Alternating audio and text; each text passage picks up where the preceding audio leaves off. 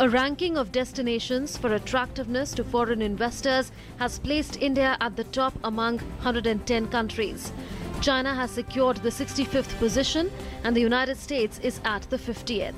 In the 2014 index, India was at the 6th position and Hong Kong was at number 1. The ranking is based on an index for baseline profitability that assumes that 3 factors affect the ultimate success of a foreign investment. On this, Prime Minister Narendra Modi tweeted that investment in India is increasing and the world is coming to explore opportunities India has to offer. Global economy is slowly slipping into Great Depression-like problems of 1930s.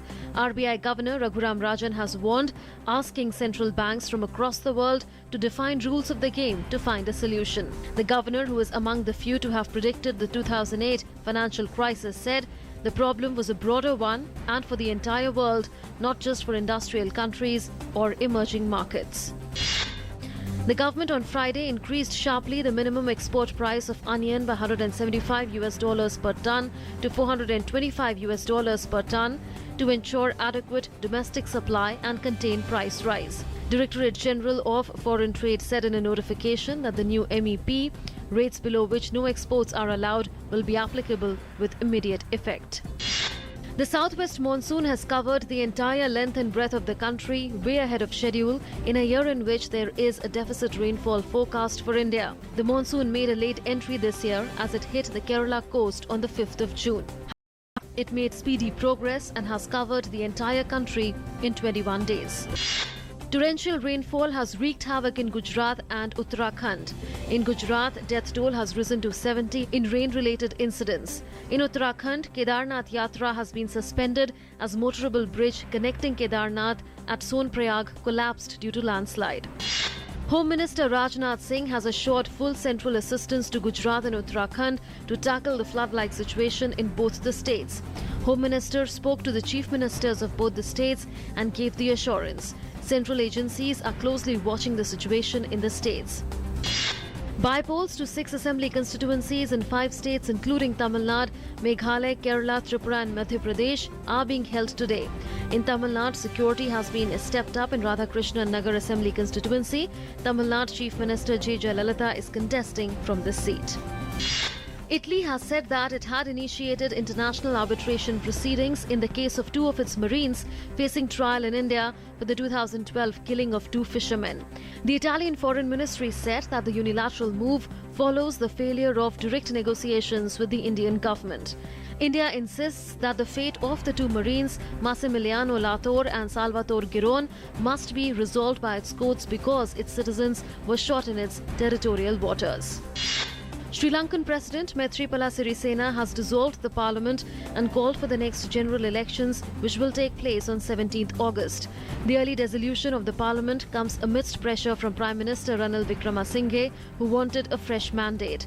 Wickremesinghe was heading a minority government since the election of President Maithripala Sirisena.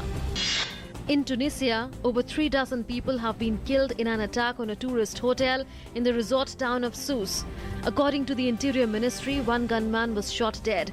Sousse is a popular tourist destination.